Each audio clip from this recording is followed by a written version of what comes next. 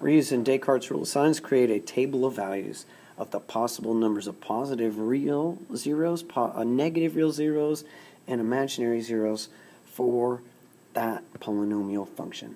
So Descartes' rule of signs has to do with sign changes in the function. So you're counting up how many times it changes from negative to positive or positive to negative.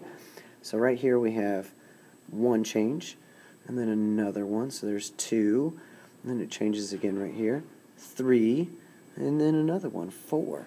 So it's possible that you have 4 positives, and then you always take 2 away from it. Because whenever I'm switching from positive to negative, I could be crossing the x-axis. Or the 2 that I thought were actually real ones were imaginaries, and those always come in pairs. So I take away 2, and I could have 2 positives, or one more, I can take away another 2 and have 0 positives. Okay, now in order to find the possible negative ones, let me switch colors here. Negative, that means red. And now I need to find f of negative x.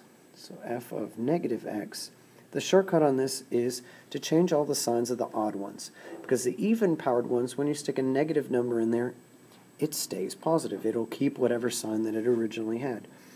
So the negative 5x to the 5th will become positive 2x to the 5th. X to the 4th will stay the same. Oh, that's supposed to be a 4. Erase. Okay.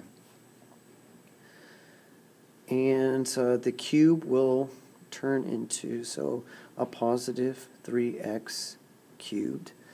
The squared will stay negative, so minus 2x squared. And this one will change negative, negative 4x. And then minus 5 constant always stays the same. Count up our sound changes. This time I only have 1, so 1 negative. I cannot take away 2 from that one, because then I'd have negatives, and that doesn't make any sense.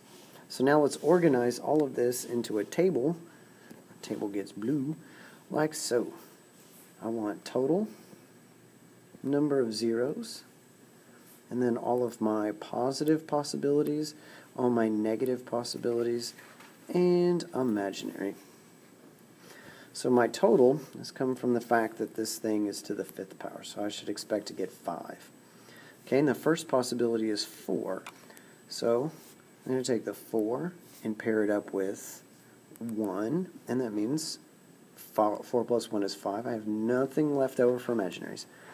Okay, now I'll pair up the 2 positives with the 1, and that gives me 3, and that leaves me 2 left over that could be imaginary. And then the last possibility, I take the 0. Yeah, really? Clean that up. Come on. Come on, get it together. 0 paired up with 1. That's just 1. I'd have 4 imaginaries after I subtract. And then there's your final answer.